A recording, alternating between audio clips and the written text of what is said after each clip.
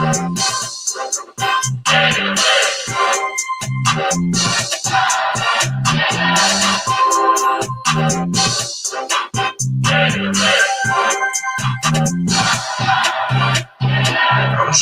orange and blue.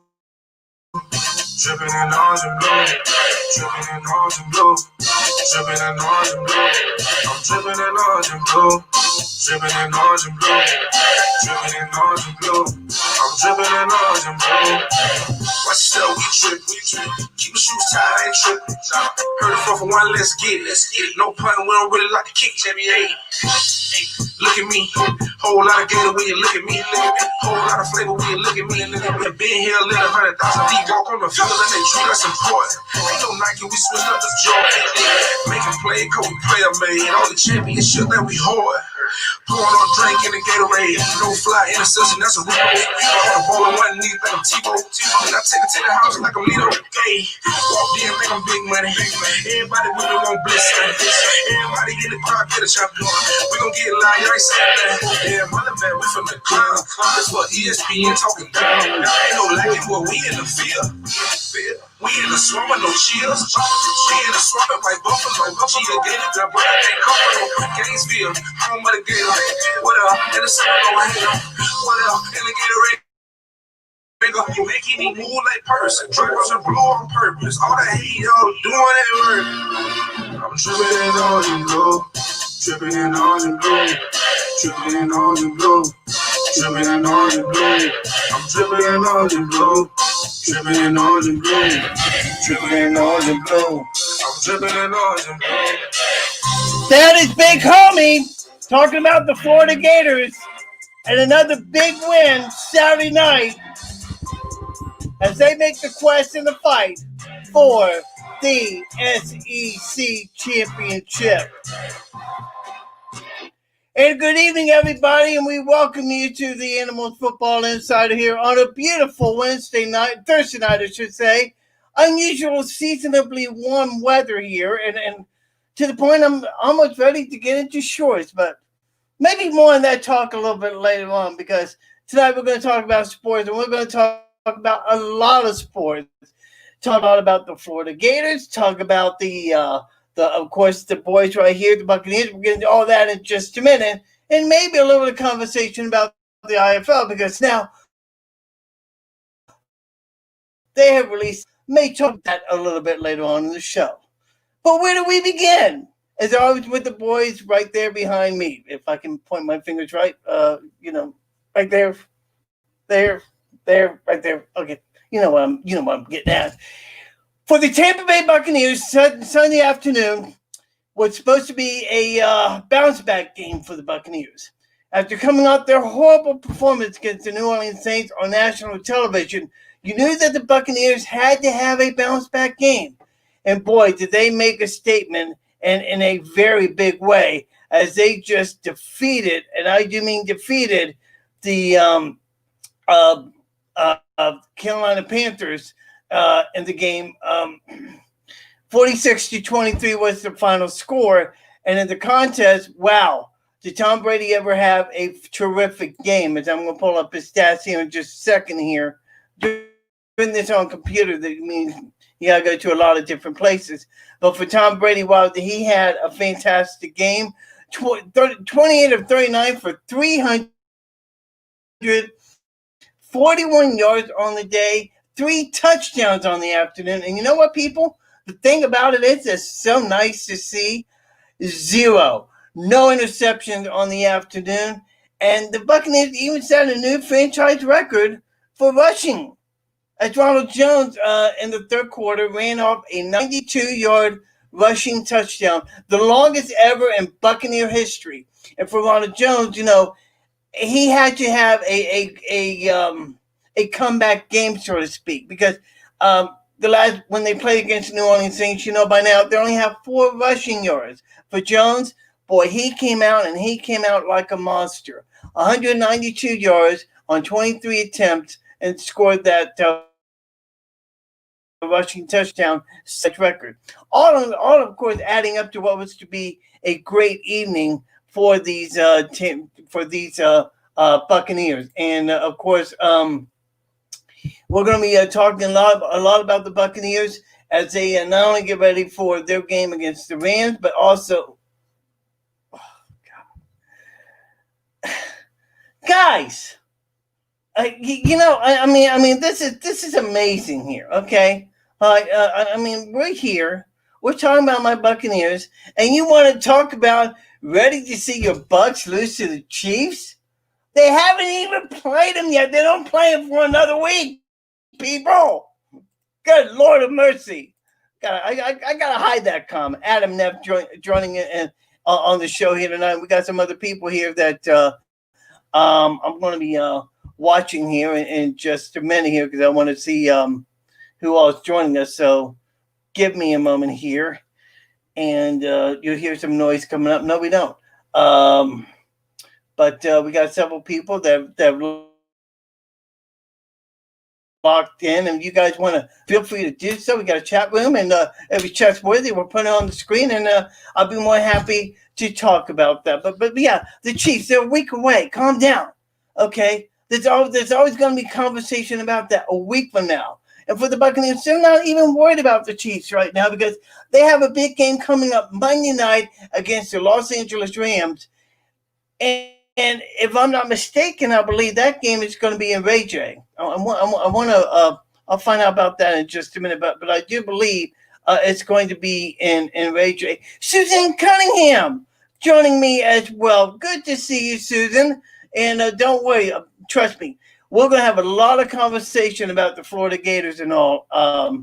Because that in my mind, that to me is a topic of conversation here right now. What was I saying? But yeah, they said the Buccaneers will be taking on the LA Rams Monday night, and I do believe that is a game that's going to be at Ray J. I want to find out about that here in just a minute. It's been quite hectic here around the animal household. So if you just give me just a second here, but I do believe that game is going to be at Ray J. And my computer will act accordingly.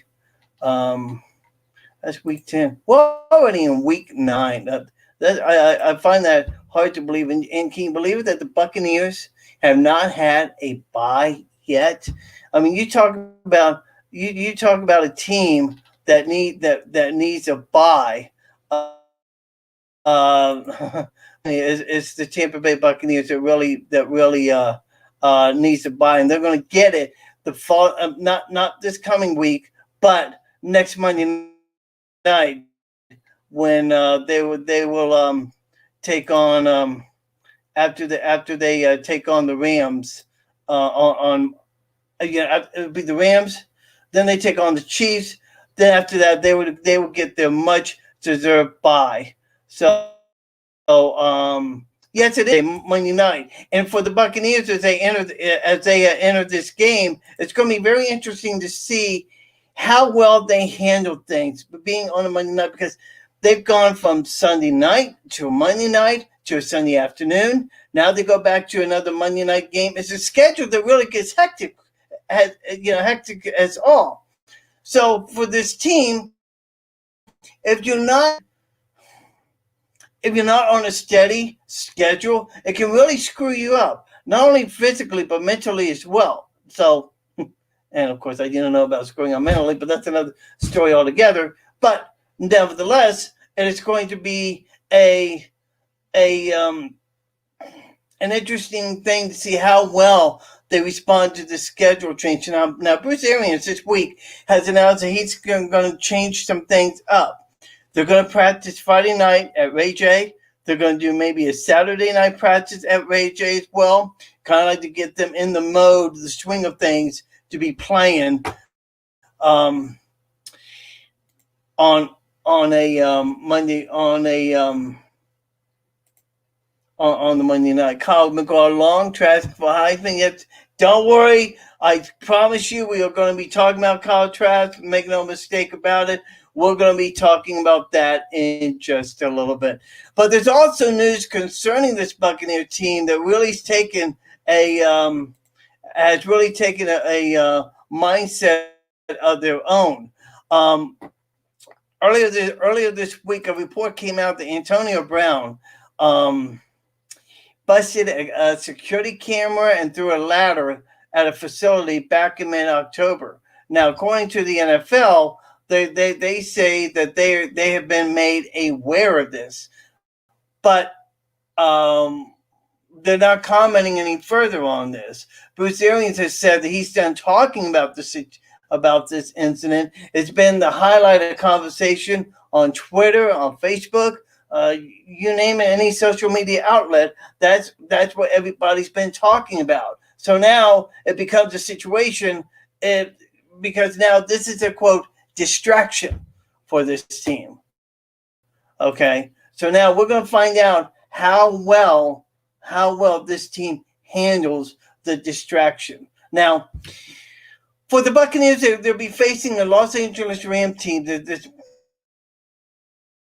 playing some football, and I know that they have a winning record here. Um, like I said, it's been kind of like a hectic week and all. I'm trying to do some things here as we get ready to take off because I'm getting ready to take off for a whole week, but not to worry. Um, that reminds me. Ooh, and of course that reminds me because next Thursday is going to be Thanksgiving, so that may mean that we may do a Tuesday night version of the Animals Football Insider, or I'd like to get some feedback on this. If you rather do a Saturday night, do a very special Saturday night special edition of the Animal Football Insider, and we can review the Gator game, talk about that in depth, preview the Buccaneer game against the Kansas City Chiefs. I know there are people on here that want me to be talking about the Chiefs, and trust me, we'll get into conversation about the Chiefs and all because they are a very good team. They've been playing some excellent football. This is a Kansas City Chief team, 8-1 on the year. They're defending Super Bowl champions. Patrick Mahomes is playing some damn good ball, quite frankly. But let's not discount the Buccaneers and what they're doing. They're 7-3 on the year. They're in second place in the NFC South, but there's some things that just might be tipping towards the Buccaneers' way. Now, why do we say that? Is because first of all, they'll be taking on a Los Angeles Rams team that's 6-3 on the year. They're a team that on the road they're 2-3 on the road. The defense has yielded 168 points on the season, and it's a return game for Sean McVay, and of course you know about Sean McVay. He used to be an assistant with the Buccaneers under John Gruden back in 2008, 2009. So it'll be kind of like a coming home party for Sean McVay and company. Now, questions about the Buccaneers and their injuries and what have you. We'll get into all that here in just a minute. But I got to say that this is going to be a very, very interesting game. Make no mistake about it. We have a new person that has joined me here tonight, Eric Lawson. Sir, thank you for joining me as well. And yes, we will get into conversation here. And Susan Cunningham stays such a talented receiver, but so many off the field issues. I totally agree. I totally agree with that assessment. First of all, when you have receivers um, like Rob Gronkowski and the other talented receivers that we have on this team, it makes you wonder why would you want to add another receiver like Antonio Brown?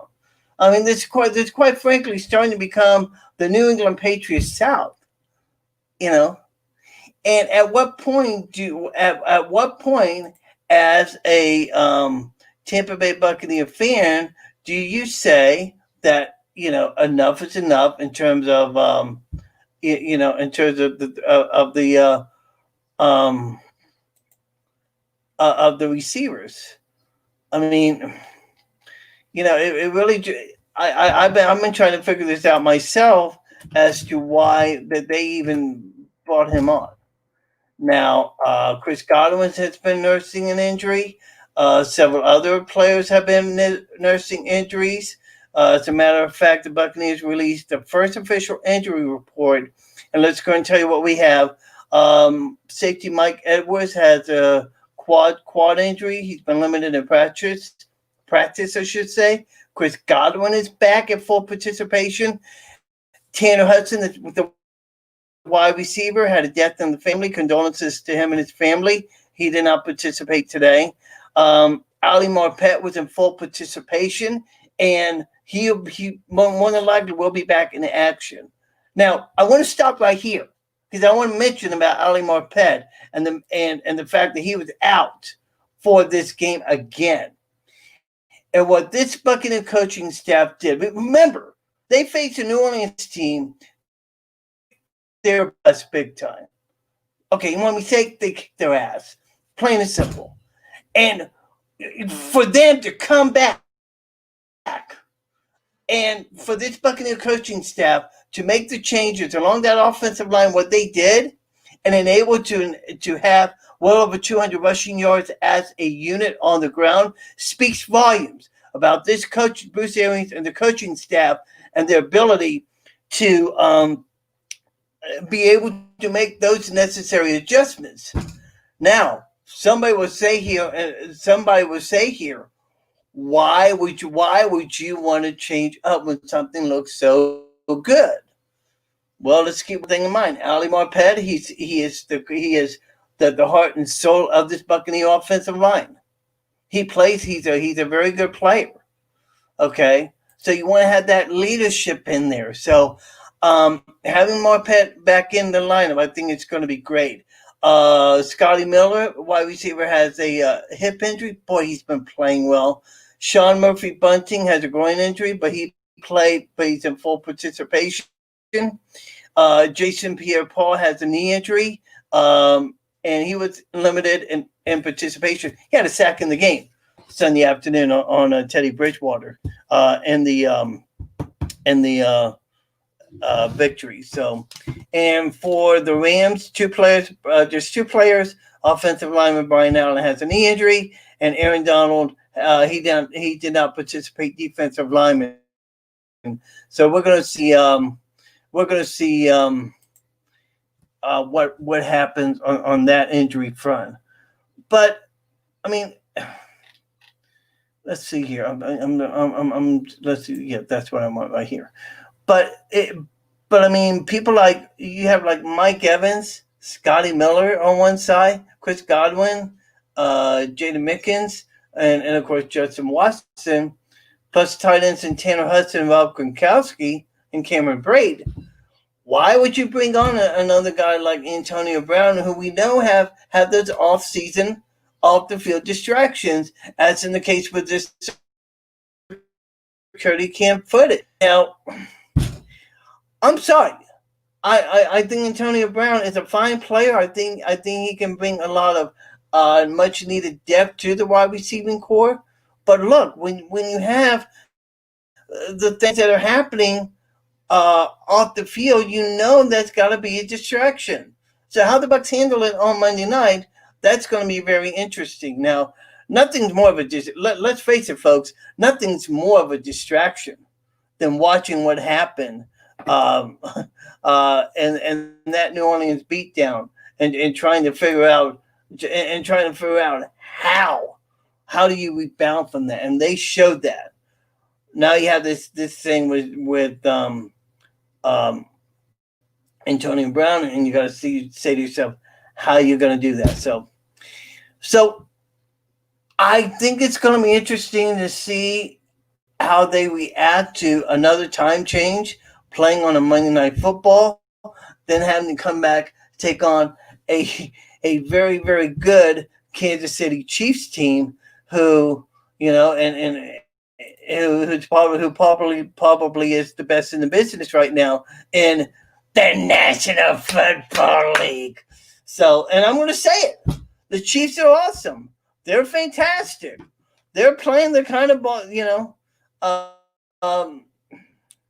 Andy Reid has got them playing on a consistent level, and folks, you're not 8-1 for no reason whatsoever.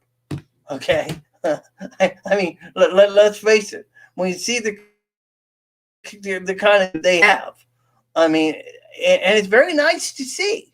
Okay, and I'll be honest with you, I like Kansas City, not just because they're a good team, but the way they act. Okay, this is one of those teams that you can get behind. Okay, now for those that are watching down in different parts of the country, Iowa and the Kansas City area and all that have a changed IV, and Patrick Mahomes does a lot of commercials for Hy-Vee, and man, the commercials are great. And Mahomes, you look at the guy and you look at this classy individual and say to yourself, you know what? I want to root for a guy like that. I want to root for a guy like Patrick Mahomes. So I love Kansas City. I love what they're doing, and they are handling their opponents uh, very well. So so it's going to be interesting to see how the Bucs not only respond to this game with the Rams on Monday night, but how prepared they will be against the Kansas City Chiefs, because by far it's going to be uh, the best opponent that they're going to see during the course of the season. Okay, and yeah, and I think that and Adam, I think you're right. They are doing very well without Damian Williams. Okay, um, and again, I don't follow the Chiefs as closely as what I follow with the Buccaneers, but um, that shows you the kind of depth that this team has. So how the Bucs handle that, we're going to talk. We're going to really get to dive into that very deeply next week as we get ready to watch this game on Kansas City. But before we can even talk about Kansas City, before we can even dive into that conversation, we had the Los Angeles Rams.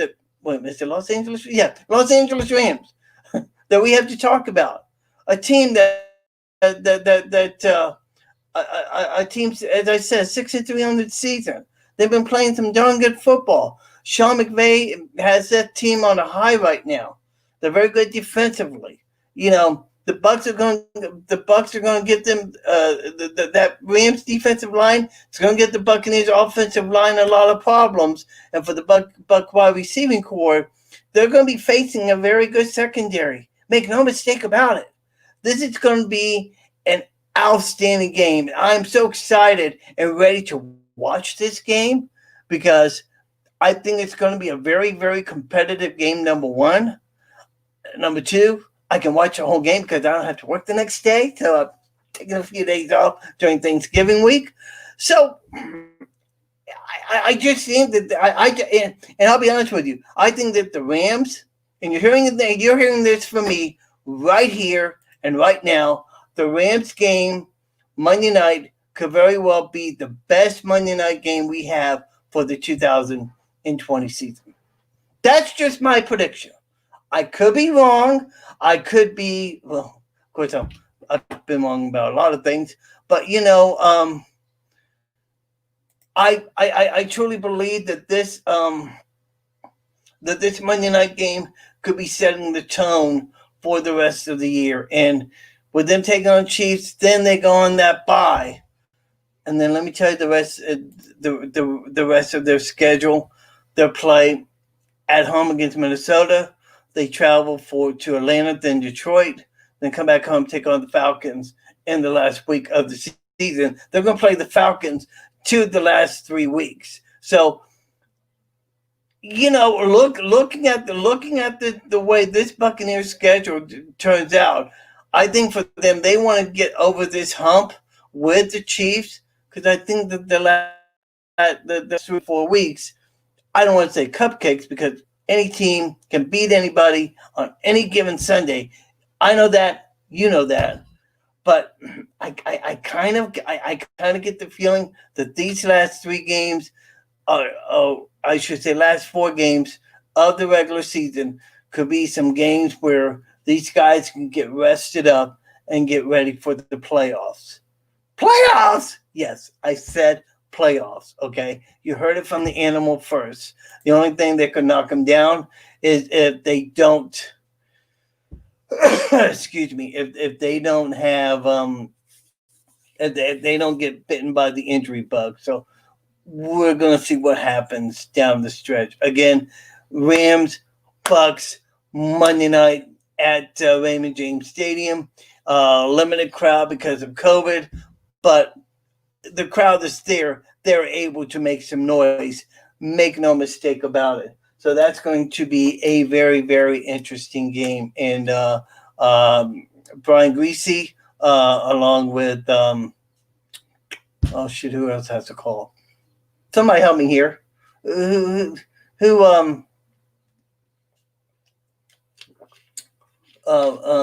Steve Levy, Brian Greasy will have the call in the game. So it should be a very interesting game. Make no mistake about it.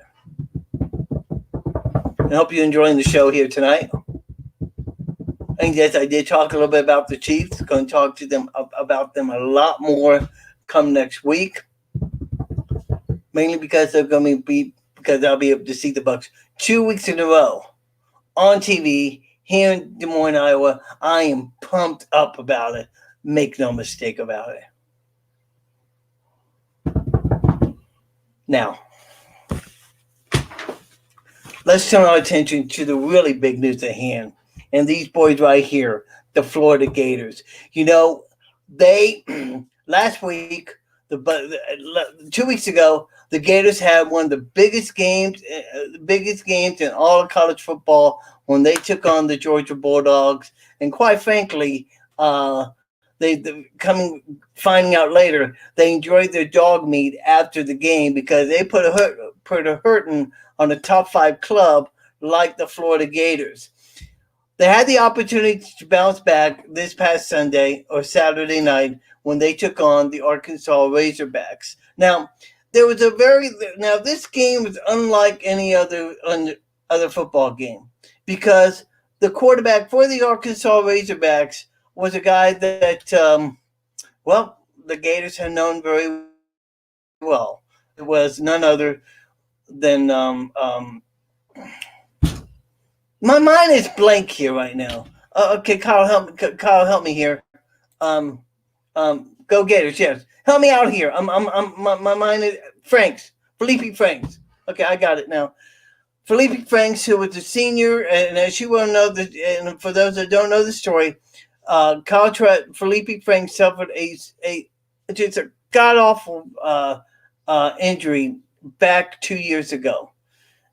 Kyle Trask stepped in, did an outstanding job, was able to take the Gators to a postseason bowl. For Trask and Felipe Franks, or actually for Franks, it came down to a decision: did he want to stay, or was he better off to go to another program? And I can tell you for a fact that Felipe wanted to stay. He really wanted to be part of that program, but he also knew that it was time to give Kyle Trask the reins. And boy, I gotta tell you, that was probably one of the best decisions Felipe Franks could have made, because he's been doing some great things at Arkansas, but I don't think he had faced a team like the Florida Gators, and boy, did they face a very, very good Florida Gator team. 63-35 was the final score for the Gators, and in the process, Felipe Franks, he just played an outstanding game. I want to get his numbers here in just a minute here because he was just outstanding. 23-29 for 356 yards on the day, and he didn't throw one. He didn't throw two. He didn't throw three. He didn't throw four. He didn't throw five. He threw 6 touchdowns on the day, people. 6. Another game in which he's thrown 6 touchdowns in a contest.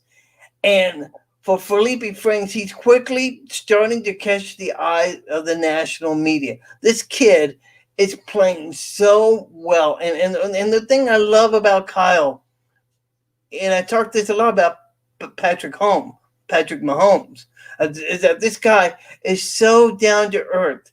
I don't think there's anybody that can say a bad thing about Kyle Trask, and if they did, it would have been just horrible. You know, yeah, Susan, you're right. It should have been 70-21, no doubt about it. You know, it could have been. They could have scored 80 on this team. They could have scored 80. You know, and it's not that Arkansas is a bad football team, and you got to keep in mind that they had some COVID. That Arkansas had some COVID issues, which, by the way, we'll talk about that in just a minute. Um, it's a fact that Arkansas was facing a very good Florida team. Okay, and for their head coach and Mac Pittman, he was not on the Sam Pittman, I should say. He was not on the sidelines during the course of the game because he had COVID, so he had to watch the game back home. Barry Odom, former head coach with Missouri Tigers, he took over as interim head coach and coaching the team. I'm not saying the Barry Odom coached a bad game. I think it was a situation where they were outmatched and outgunned by a very talented Florida Gator team in Trevon Grimes, Justin Shorter. Oh God, I can think of I can go down the list of names. But this is a Florida Gator team that's really making a lot of noise and making some things happen. And Damian Pierce. I mean, the rushing game was outstanding. Damian Pierce 12 carries, 69 yards. Nathan Wright 9 carries. Naquan Wright 9 carries for 50 yards. Right. I'm telling you, it's going to be a force to be reckoned with in football. Receiving wise, Trevon Grimes six receptions, 109 yards, got 2 of the 6 touchdowns on the day, and the defense. I mean, the defense was just unbelievable during the course of the game. They limited Arkansas to just 18 first downs. Let's see, 200 and 458 yards of defense of total yards on the day. They forced Arkansas into punting 5 times, and I mean, and Arkansas was only 3 of 9 on third down conversions. And for Todd Grantham and the rest of this defensive team, they have not, they've been under Todd Grantham has been under some criticism for the way this team has been, for the way this defense has been playing. That's what it should be. When you take a look at what they've done, okay, but they're starting to make their strides. They're starting to really make some good things happen. So I think that the more this team goes along, the better they're going to get. Now, this defense, starting afternoon at 12 o'clock on ESPN, they're going to take on Vanderbilt. Okay. It's going to be in the swamp, and it's going to be a game that's not, that quite frankly, is not going to be pretty at all. Yes, we talk about how anybody can beat. No, that's in Vanderbilt. That's in Nashville, and that's a 12 o'clock start on ESPN. So, and in fact, for the Gators to play at Vanderbilt at 12 o'clock Eastern time, then they'll come back home to take on Kentucky at 12 o'clock as well, followed by the Tennessee, then back home for LSU. Okay. Now, yes, we know the fact that anybody can beat any team on any given Sunday. We all know about that. But the reality of it is that it's not going to be a, Well, Adam, you're right. I mean, if you look at Florida, look at the way they've been playing. Okay, and look, I think that a team like Florida has a they have all the skills and all the necessary tools to be a top contender in the playoffs. Now, will they make the playoffs? I think they will. Okay, but it depends on how they handle these games down the stretch. And let's keep in mind, all this is about the playoffs. How they play and how they handle themselves. It's all about the playoffs, people. Okay, and I think Susan, I think you can agree with me as well that everybody's trying to impress their committee. They're right now they're trying to impress their committees. So how they play this down the stretch is will be very interesting to see.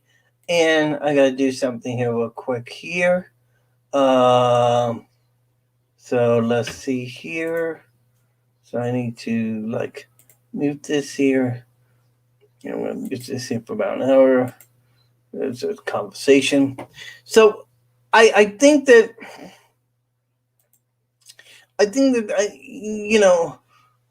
not saying that the Arkansas has a bad defense. I think Arkansas could not match up against Florida. There's no way they were going to match up against Florida. This was like the Tampa Bay Buccaneers playing Clearwater High School. More or less. But you get the feeling that that's how the match was. This game was set up. As we talked about in the schedule just a moment ago, they take on Vanderbilt this Saturday.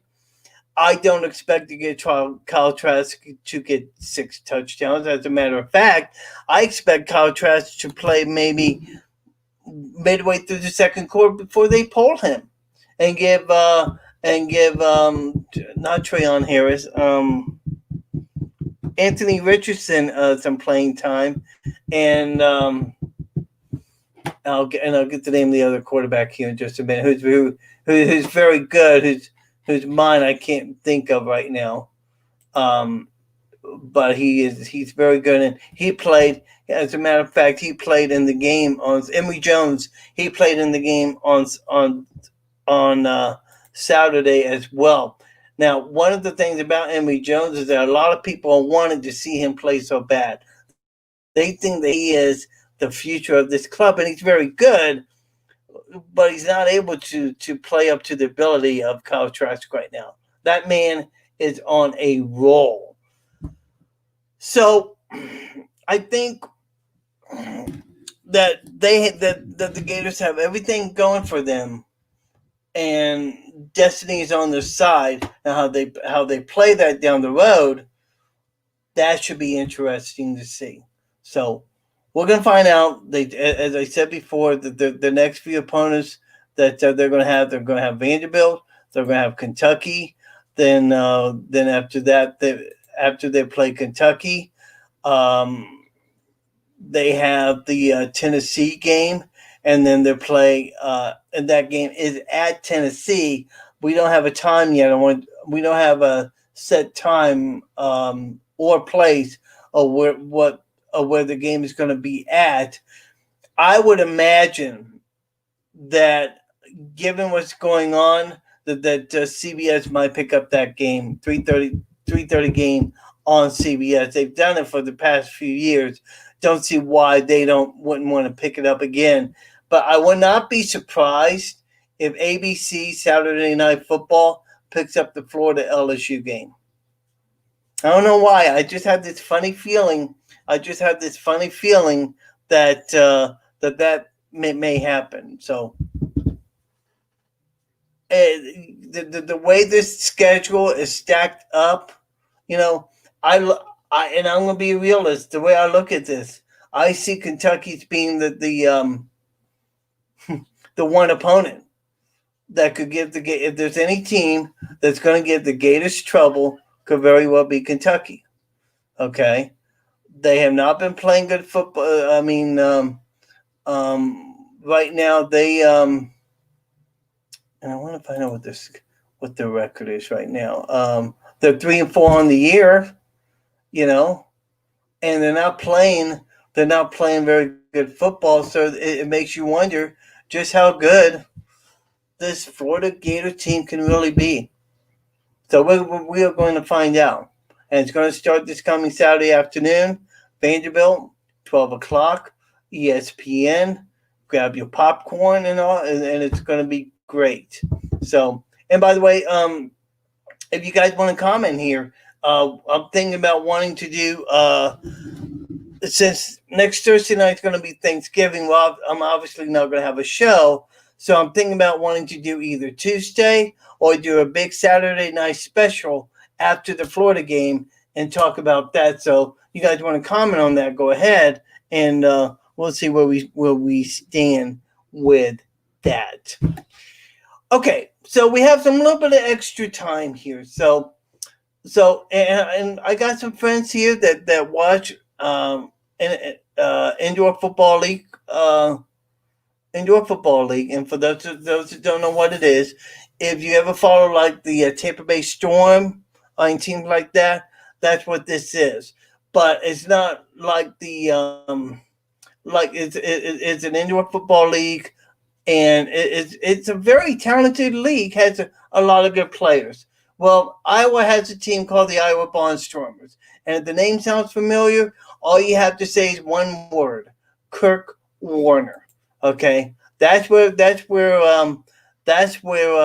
Warner got his play in professional football, because he played for the Iowa Barnstormers, and as a matter of fact, he they retired his jersey and they put it on the rafters inside Wells Fargo Arena. Well, with everything that's been happening, and with everything that's been happening last year, for some reason, we did not have a season at all, and this year has become a season in question.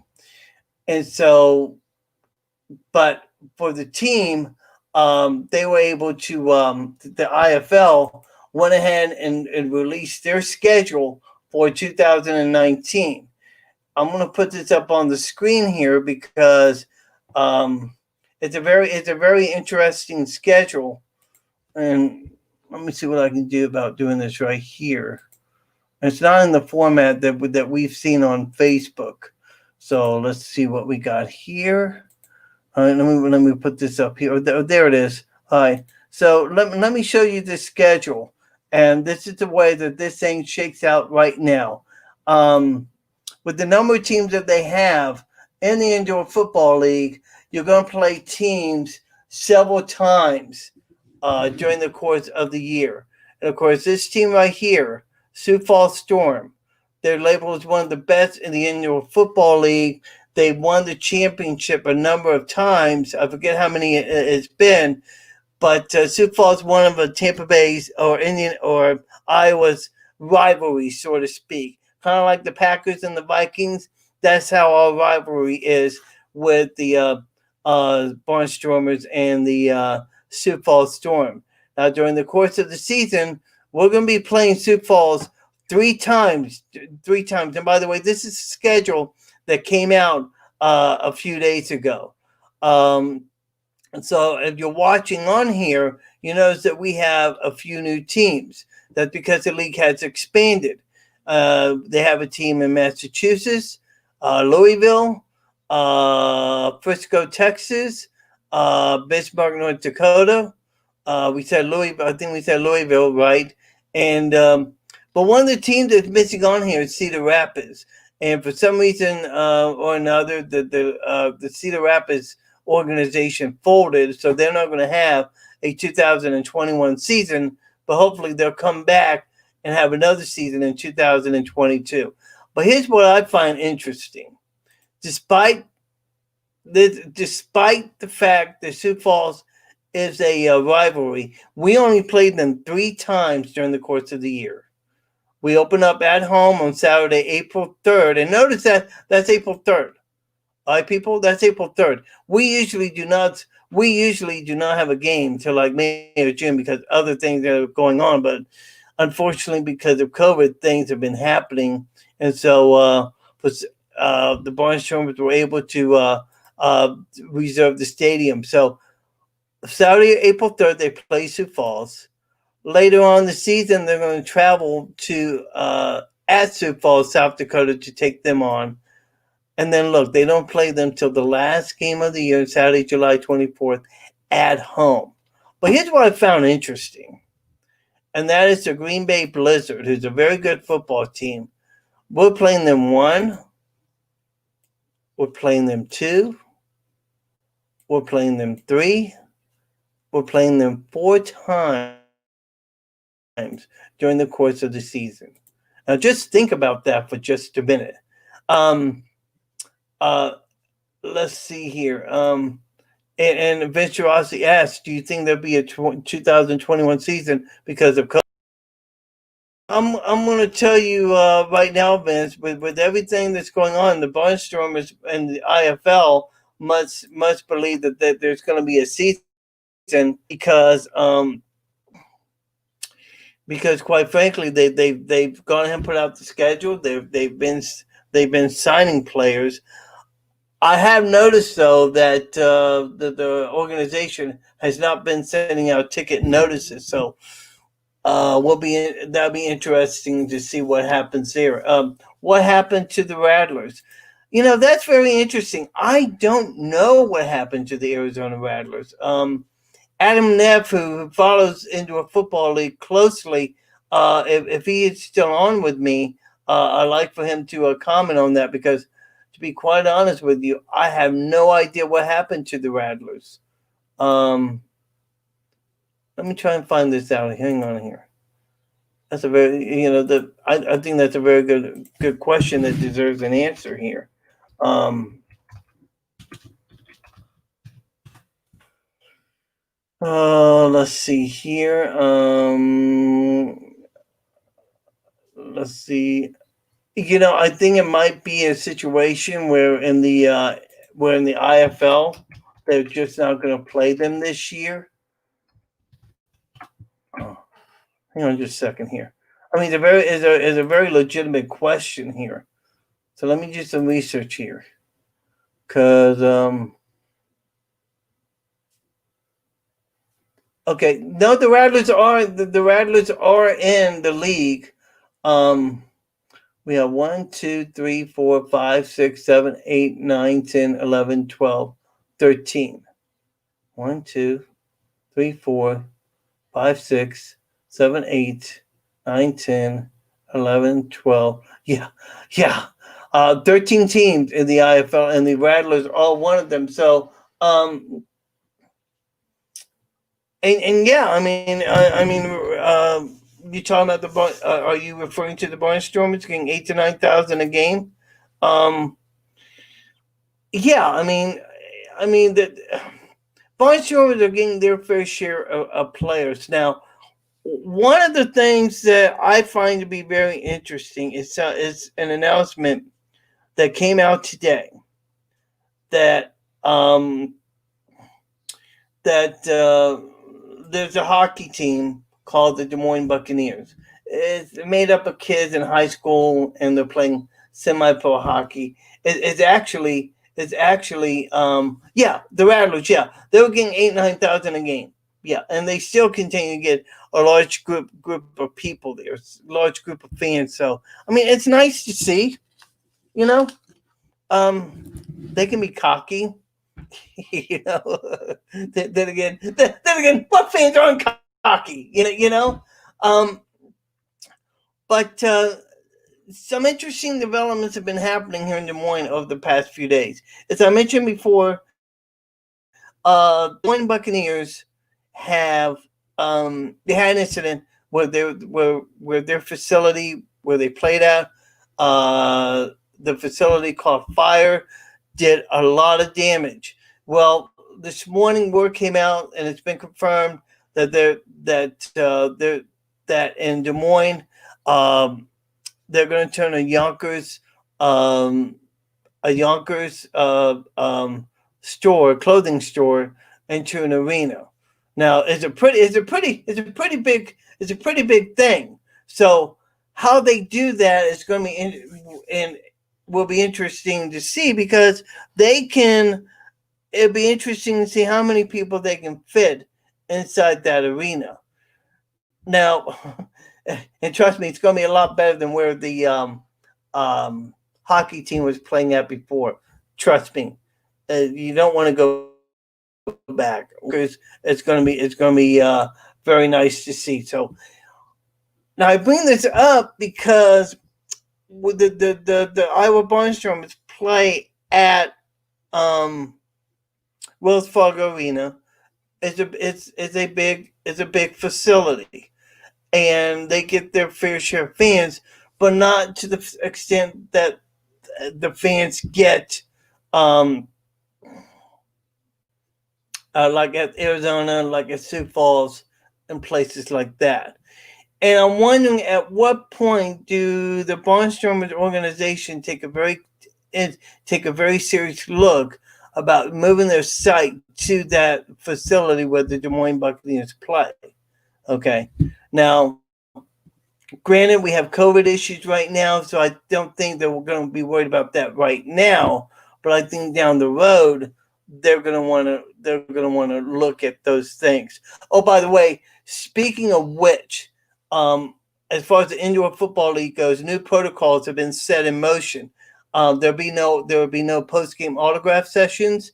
And for those that don't know what we're talking about, usually when the game is over with, fans can actually go down on the field and actually meet the players and get autographs. Kids, are playing on the field and everything. It's pretty cool. But due to COVID, they're not going to do that for this season. So we and so the possibilities of getting autographs and things like that is not going to happen. And of course, we here at the Animal Football Insider, we're gonna be coming to you with pregame shows and what have you with my good friend Connor Ferguson.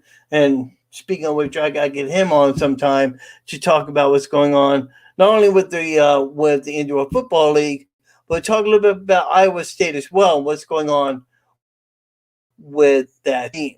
So looking at that schedule and all, yeah, I mean, Vince, I'm very shocked. I am very shocked that that the Rattlers are not playing. Now, let's give you insight as to the teams that let's do I have that up? Okay. Um, Let me pull this up real quick. I'm gonna pull up the Indoor Football League website because I want you to take a look at the teams, the new teams that are in play for 2020. Let me put this on full screen for you here. And as we come here, you have Arizona, the Arizona Rattlers, Bismarck Bucks, a new team in Columbus Wild Dogs. Interesting. Duke City Gladiators, they're also new. Frisco Fighters, they're new as well. Green Bay is returning. Barnstormers are returning.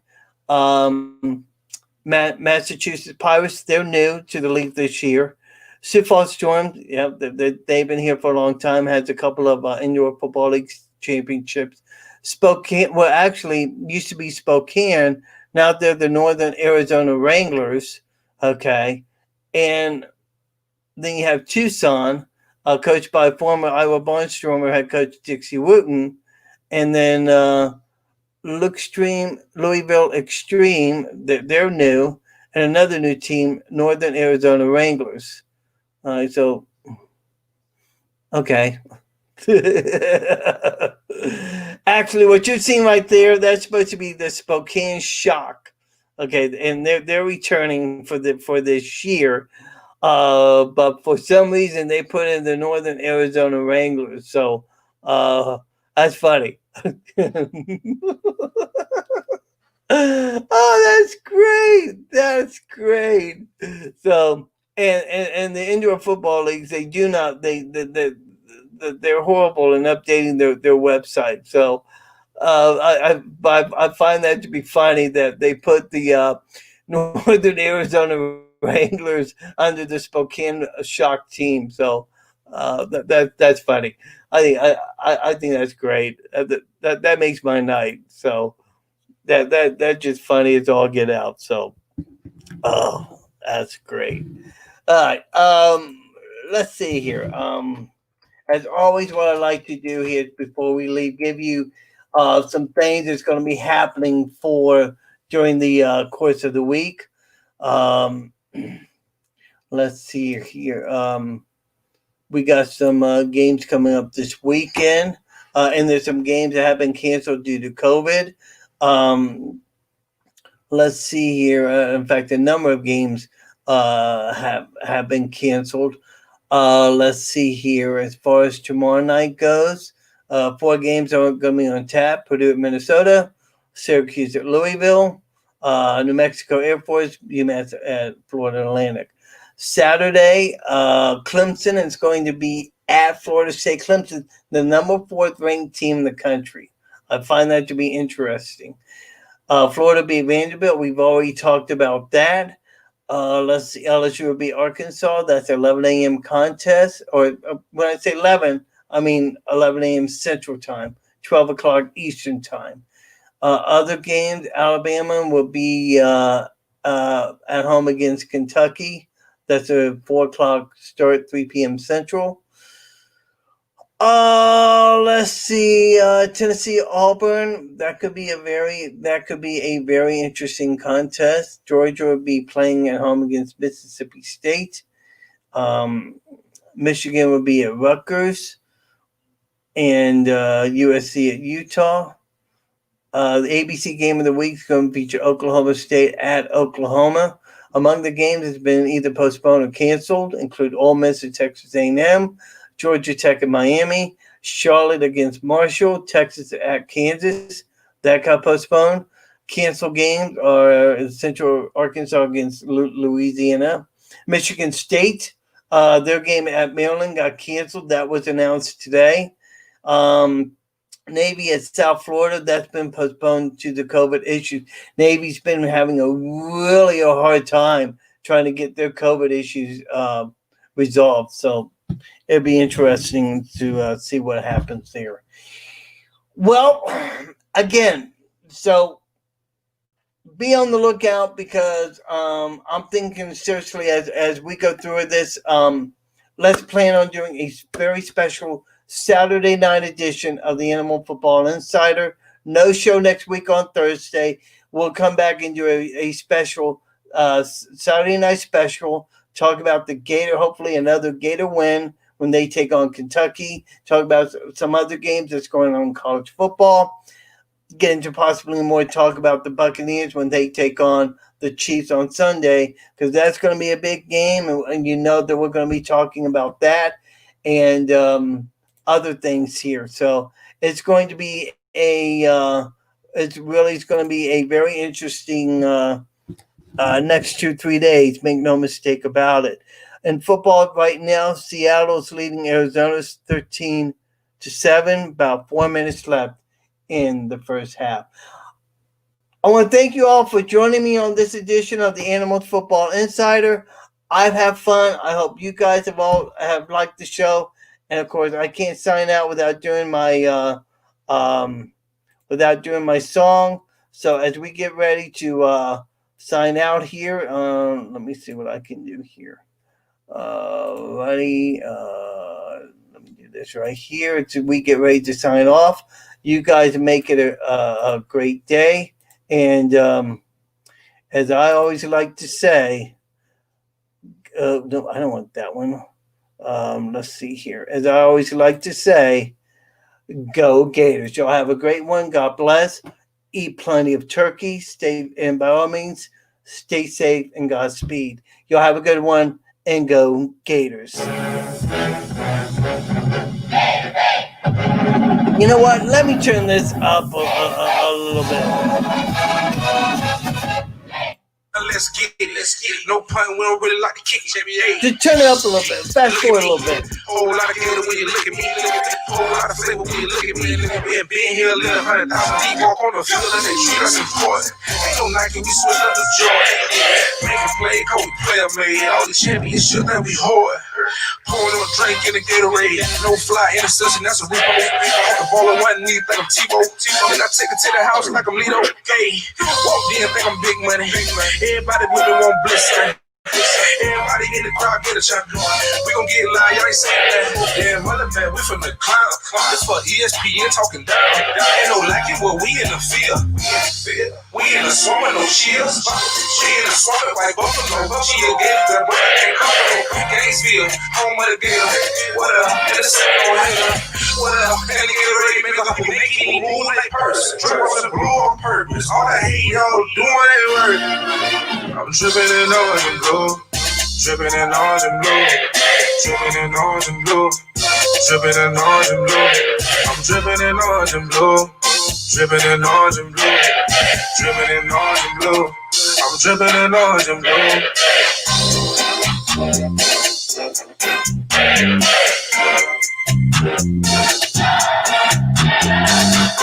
You all make it a great day. Have a happy Thanksgiving. And we'll see you all next week. Glad you could join me. Good night, everybody, and God bless.